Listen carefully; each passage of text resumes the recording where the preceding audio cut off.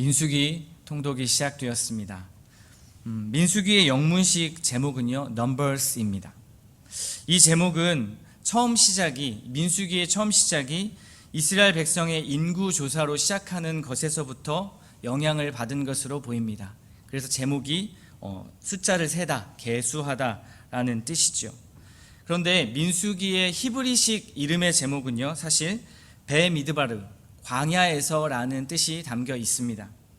이것은 하나님께서 선택하신 그 하나님 나라의 백성이 광야에서 어떻게 하나님의 말씀에 따라 살아가는지를 보여준다라는 의미의 제목입니다.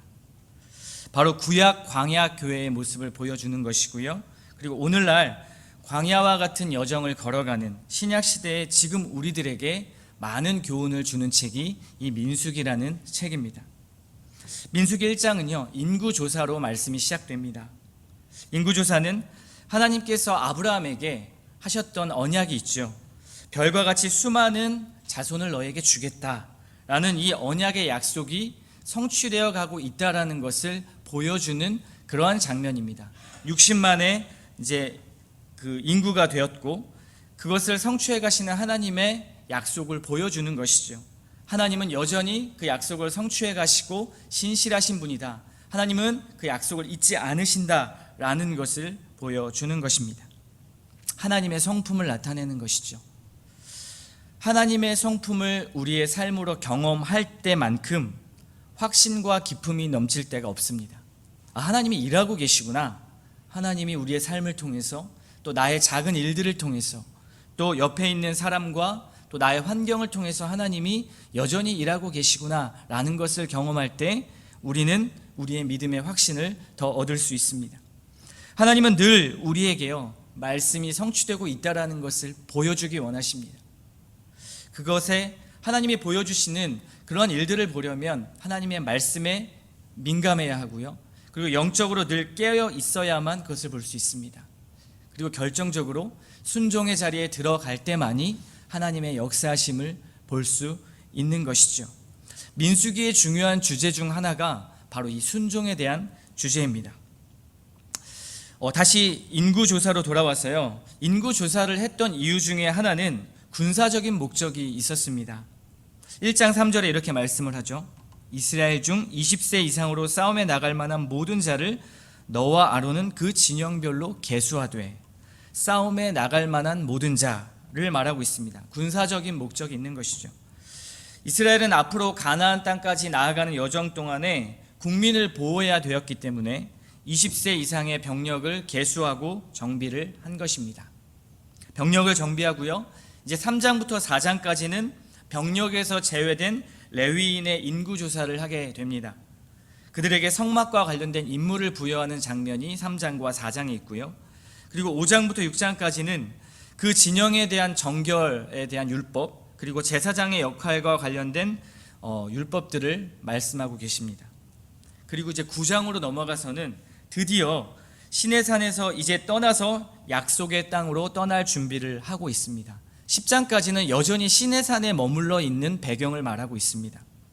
이제 준비를 마치고 나서 성막 위에 머물러 있던 구름 기둥이 움직이기 시작하면서 10장이 돼서야 드디어 가나안 땅을 여정에 들어가는 시작이 시작됩니다. 10장이 돼서야 이동하기 시작하는 것이죠. 이때의 시기가 이스라엘 백성들이 출애굽을 한 지 13개월째 되는 시점입니다. 여기서부터 이제 약 39년 동안 광야 생활을 하게 되는 것입니다. 이 39년 동안의 긴 그 시간을 기록한 내용이 바로 민수기입니다.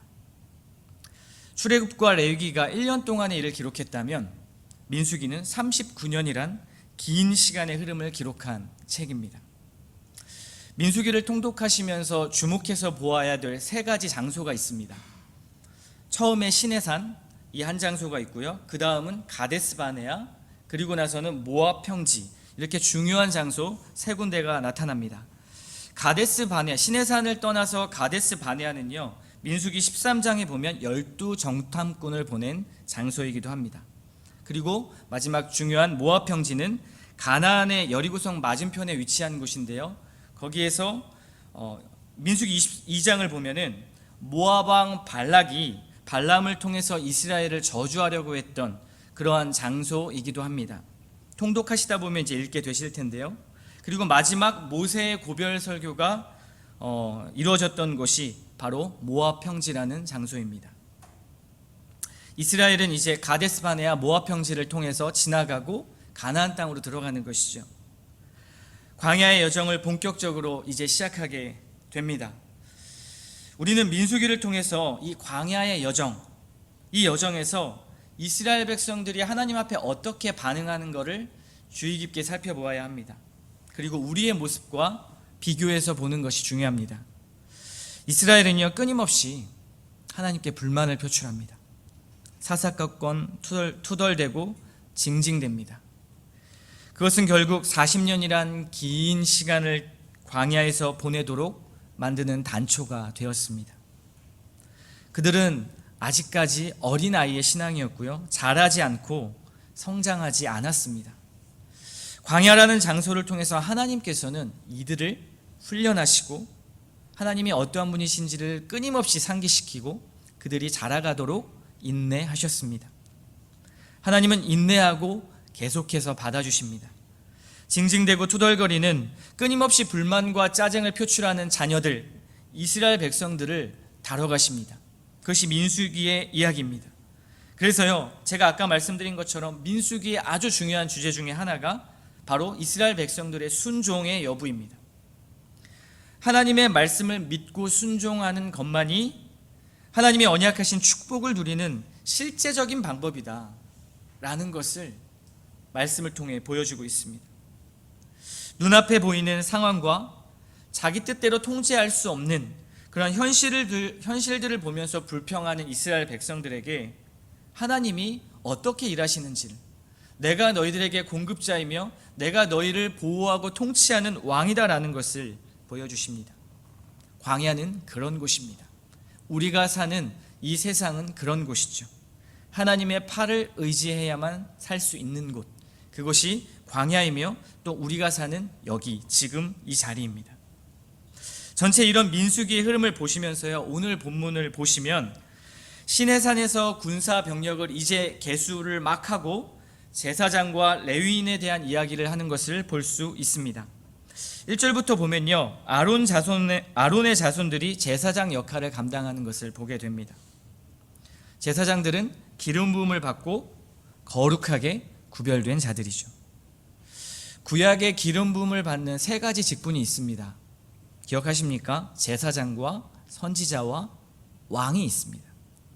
본문에서는 기름 부음을 받은 제사장에 대해서 소개를 하고 있고요. 제사장은 거룩하게 기름 부음을 받고 구별된 자들이었기 때문에 어떻게 해야 합니까? 하나님의 방식대로 살아야 하는 자들이었습니다. 누구보다도요. 그래서 하나님은 하나님의 방법으로 그들을 세우셨습니다. 그런데 오늘 말씀 보니까 아론의 장자인 나답과 아비후가 여호와 앞에 다른 불을 들이다가 죽었다라고 기록하고 있습니다. 다른 불을 들이다가, 즉 하나님의 방식이 아니라 하나님의 방법대로가 아니라 자기 방식대로 하다가 죽음을 당한 것이죠. 그리고 이어서 5절부터는 레위인에 대한 소개를 하고 있습니다. 제사장에 이어서 하나님께 구별하여 세우신 사람들, 이 사람들이 또한 레위인이었습니다. 하나님이 그들을 어떻게 구별하셨을까요? 레위인은 아론과 그 아들들인 제사장들을 도와서 예배를 수종하도록 구별하신 자들이었습니다. 즉 제사장들을 수종하도록 그렇게 구별하신 자들이었습니다. 레위인들이 했던 모습들을 성경에서 쭉 기록하는 것을 보면 굉장히 다양합니다. 이스라엘의 다른 지파들을 대신해서 하나님의 전에서 봉사하는 일이 가장 대표적인 일이었고요. 그리고 하나님께 백성들의 죄를 대속하는 여러 가지 제반 업무를 수행하는 자들이 레위인이었습니다.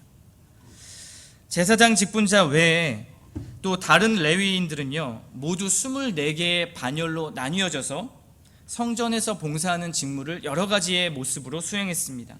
레위인들은 20살부터 50살까지, 즉 50세까지 성막 봉사에 참여하는 일들을 담당하는 자들이었습니다. 광야 생활 도중에는 어땠습니까? 행진하여 이동할 때 성막을 철거하고 또 멈추어 섰을 때는 성막을 세우는 그러한 성막의 제반 업무를 담당하는 자들이 또한 레위인이기도 했죠. 언약궤를 매는 일을 하기도 했고요. 진설병을 준비하고 제사장을 도와서 제사를 준비하기도 했습니다. 이뿐만이 아닙니다. 레위인들은요, 율법을 가르치기도 했습니다. 백성들에게. 그리고 재판을 베풀기도 했죠. 찬양을 맡은 성전 찬양대로 하기도 했고요. 성전 문지기의 역할을 감당하기도 했습니다. 레위인들은 공인으로서 굉장히 다방면으로 많은 사역들을 감당을 했습니다. 그러다 보니까 인구를 계수할 때도요, 군대 편성에서 계수하지 않고 병역의 의무를 면제해주는 그러한 특혜를 주었습니다. 너무나 하고 있는 일들이 많기 때문이죠. 그런데 오늘 본문이 강조하는 레위인들의 직무와 구별은 바로 이것입니다. 12절과 13절 말씀입니다. 보라, 내가 이스라엘 자손 중에서 레위인을 택하여 이스라엘 자손 중에 태를 열어 태어난 모든 맞이를 대신하게 하였은즉 레위인은 내 것이라. 처음 태어난 자는 다 내 것임은 내가 애굽 땅에서 그 처음 태어난 자를 다 죽이던 날에 이스라엘의 처음 태어난 자는 사람이나 짐승을 다 거룩하게 구별하였음이니 그들은 내 것이 될 것임이니라. 나는 여호와이니라. 이 말씀은 무엇을 말하고 있을까요? 하나님은 이스라엘의 모든 장자를 대속하여 섬기는 존재로 레위인을 구별하셨다라고 말씀하고 있습니다. 장자는요, 하나님의 것으로 바쳐져야 했기 때문에 구별된 자들이었습니다. 장자, 이스라엘의 장자라는 의미는 굉장히 중요한 의미가 있죠. 그런데 생각을 해보면 레위 지파가 장자의 역할을 대신했다라고 말하고 있는데 레위 지파는 사실 이스라엘의 장자 지파가 아닙니다. 야곱의 12 아들 중에 장자가 누구였습니까? 르우벤이었죠. 르우벤. 그런데 르우벤은 장자 지파로 되긴 했었지만 아비의 침상을 더럽힌 자로, 즉 아버지의 서모 비라와 통간을 함으로 장자의 명분을 잃게 됩니다. 우리 주일날 말씀도 이야기 들었었죠. 그 다음 둘째 시므온과 셋째 레위는요, 창세기 34장으로 돌아가 보면 디나가 강간을 당하는 장면에서 세겜 사건을 통해서 실수를 함으로 장자권을 또한 상실하게 됩니다. 그런데 이후에 출애굽기 32장 26절 말씀에 보면 레위 지파는 이스라엘의 금송아지 사건을 처리하는 과정에서 모세의 말에 순종을 하는 것을 볼 수 있습니다. 그리고 성경에 보니까요, 여호와 편에 섰다라고, 여호와 편에 서 있는 자들로 모였다라고 기록하고 있습니다. 그때 여호와의 편에 선 자, 여호와께 헌신한 자들로 그들이 바쳐지는 것을 볼 때 레위 지파가 하나님 앞에 구별되어서 장자 지파로 서게 된 사건이 바로 그것임을 알 수 있습니다. 이후로 레위인들은요, 이스라엘의 장자를 대신하는 역할을 하게 됩니다. 자격 없는 자들이 장자 지파의 자리에 서게 된 것이죠. 우리는 오늘 본문에서 하나님께서 자격을 주셨지만 자기 방식대로 제사를 드리다가 죽은 제사장 나답과 아비후를 보게 되고요, 자격이 없었지만 여호와의 편에 섬으로 이스라엘의 장자를 대신하여 구별된 레위 지파를 대조해서 볼 수 있습니다. 장자는 하나님의 소유권을 상징합니다. 이 소유권은 구원과도 연결되죠. 그래서 히브리서 12장에 보면 구원받은 백성들을 가리켜서 장자들의 총회라고 가리키기도 합니다. 우리는 자격이 없지만 하나님의 소유가 되었습니다. 하나님이 구별하신 자들이 되었습니다. 레위인처럼요. 장자들의 총회 안에 있는 자들입니다. 우리는 여호와 하나님의 편에 섬으로 구별된 자들입니다. 예수 그리스도의 십자가 제사를 통해 얻은 그 은혜를 얻은 우리는 그 은혜로 장자권을 얻게 되었습니다. 다시 말하면 구원을 받게 된 것이죠. 레위인들처럼 하나님께 바쳐진 삶을 사는 존재, 하나님 앞에 은혜를 얻은 자들로서 이제는 하나님의 일을 감당하는 존재로 구별된 것입니다. 제사장 나답과 아비후처럼 자기들의 방식이 아니라 하나님의 방식대로 하나님의 뜻을 이행하는 자들, 바로 우리 오늘날의 그리스도인 성도들입니다. 비록 사회와 문화는요, 자기들의 방식대로 살아가기를 원합니다. 심지어 교회 안에서도 신앙이 있지만, 성경이 있지만, 하나님의 말씀이 있지만 여전히 나의 방식대로 하나님을 해석하고 신앙을 해석하고 나의 생활을 해석하는 일들이 빈번합니다. 손해를 보더라도 아프고 힘들더라도 여전히 우리는 여호와 하나님 편에 서야 하는 것이죠. 자격이 없는 자들을 구원해 주신 그 하나님의 은혜를 의지하며 왜 내가 나의 방식을 버리고 하나님의 방식대로 살아야 하는가? 그것을 고민하고 질문해야 합니다. 오늘 말씀에 의하면 우리는 거룩하게 구별된 자라고 말할 수 있습니다. 그리고 그 거룩하게 구별된 자로서 우리는 하나님 앞에 이런 고백을 드려야 합니다. 하나님께서 자격 없는 나를 세상의 장자로 세워주심에 감사합니다. 선한 것이라고는 도저히 찾아볼 수 없는 죄인인 나를 하나님의 자비와 긍휼의 성품으로 하나님의 이름을 부를 수 있도록 또 하나님의 편에 설 수 있도록 도와주심에 감사합니다. 오늘도 그 은혜로 이 하루를 살게 하여 주시옵소서. 이 은혜 외에 제가 더 주장할 것은 없습니다. 나의 어떠한 행함도, 나의 어떠한 성취도, 나의 어떠한 자격도 하나님 앞에서는 아무것도 아님을 고백합니다. 내가 주목해야 될 것은 여호와 하나님 편에 서는 것입니다. 내가 하나님 앞에 거룩하게 구별된 존재를 아는 것입니다. 그리스도의 공로가 나를 살게 하셨으니 오늘도 그 은혜로 레위인의 거룩한 직무와 같이 하나님의 구별된 자녀로 그리스도의 구별된 제자로 오늘 하루 순종의 길을 가게 하여 주시옵소서. 이 고백을 이 아침에 드렸으면 좋겠습니다.